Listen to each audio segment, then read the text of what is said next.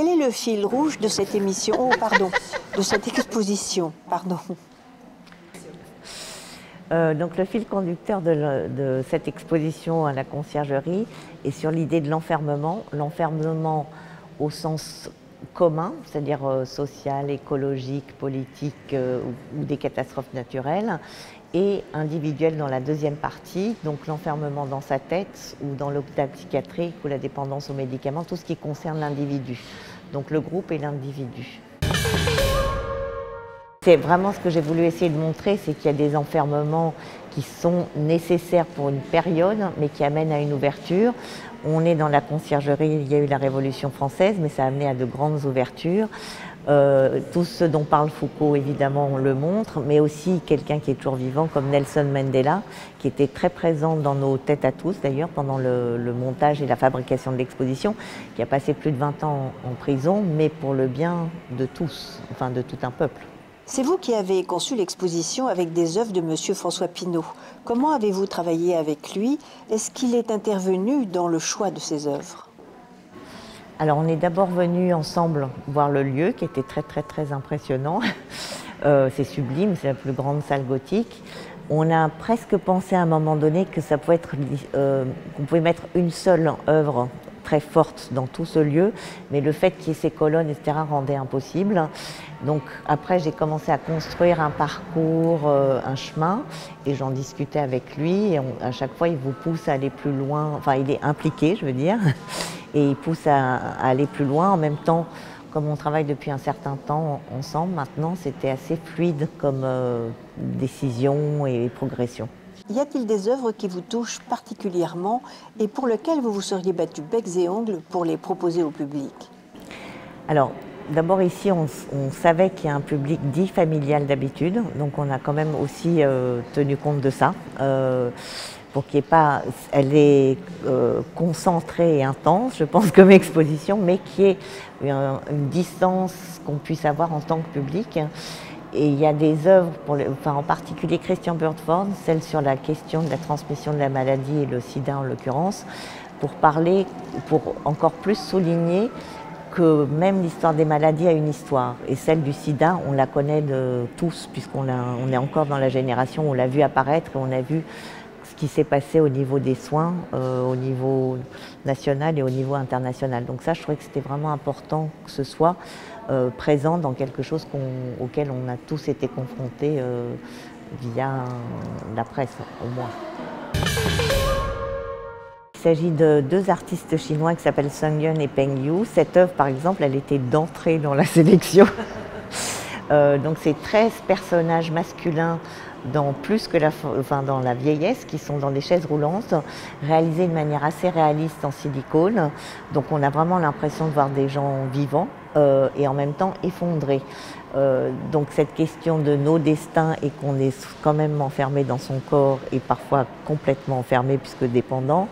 Je souligne par ailleurs que ce sont que des hommes masculins, c'est donc aussi, et c'est ça où c'est le lien entre les deux parties de l'exposition, des gens qui ont l'attribution d'un savoir ou d'un pouvoir et que, qui qu'on soit, on est tous destinés probablement à ce genre de questions et d'enfermement. Je pense que l'art a toujours eu une force de faire prendre conscience de quelque chose, même quand c'est qu'esthétique. Par exemple, le David de Michel-Ange, c'est quelque chose qui parle de la beauté absolue.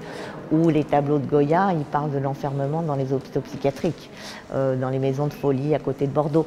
Je pense que tout ce genre que le grand art, en tout cas c'est ma croyance, est quelque chose qui vous transforme. Et heureusement, c'est quelque chose qui vous rend encore plus vivant que vous n'êtes d'ailleurs, paradoxalement. Et qui vous ouvre l'esprit. Voilà, et qui vous fait prendre conscience de choses auxquelles on n'a pas forcément pensé, auxquelles on ne veut pas penser, et tout d'un coup, il y a quelque chose qui vous traverse, que ce soit émotivement, mentalement ou esthétiquement.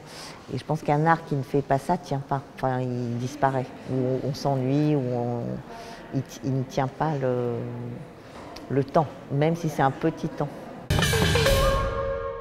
Ça m'a ému de revoir des choses qu'on n'avait pas eu l'occasion de montrer. Je pense à la vidéo de Maria Marshall qui est très très simple, où il y a un gros plan sur cet enfant, la caméra s'éloigne et l'enfant est en camisole de force.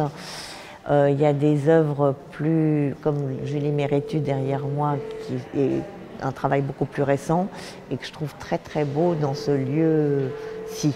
Après, j'ai été très surprise et enthousiaste du fait que les tableaux sur des murs pas blancs, parce que dans le monde contemporain, souvent on montre dans des white cubes, comme on dit, des carrés blancs, étaient aussi forts et discutaient autant, sortaient ou explosaient même d'une certaine manière. Ça m'a beaucoup ému pendant le montage aussi. J'espère qu'il y a des œuvres qui sont plus calmes que d'autres, mais Chen Zhen qui parle de méditation taoïste et donc de la liberté de chacun avec ses propres limites, et j'espère que c'est un peu le sens de la sortie de l'exposition.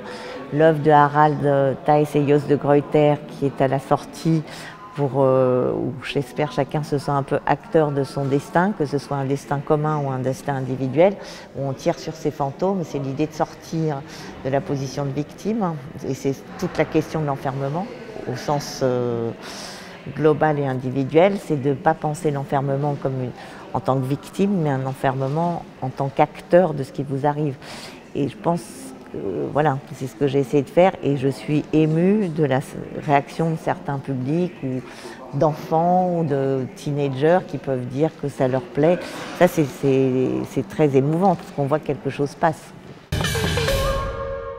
J'espère que ça donne le sens que rien n'est définitif d'abord, qu'il faut avoir une perspective qui dépasse notre petite semaine ou notre petite journée, qu'on peut prendre une distance qui permet de voir la nécessité de certaines choses qui paraissent aberrantes éventuellement sur le moment. Alors là, autant de façon individuelle que sur des questions plus sociopolitiques. Et j'espère que ça montre ça, que rien n'est jamais figé, qu'il y a toujours quelque chose du mouvement et que c'est ça la vie, et qu'il peut y avoir quelque chose de très bas, mais que quelque chose renaît toujours.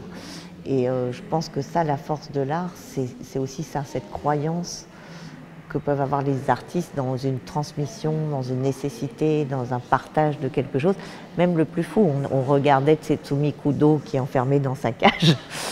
Il y a en même temps beaucoup de ludisme, de gaieté, donc c'est un enfermement qui se renverse, et de manière esthétique et de manière réelle.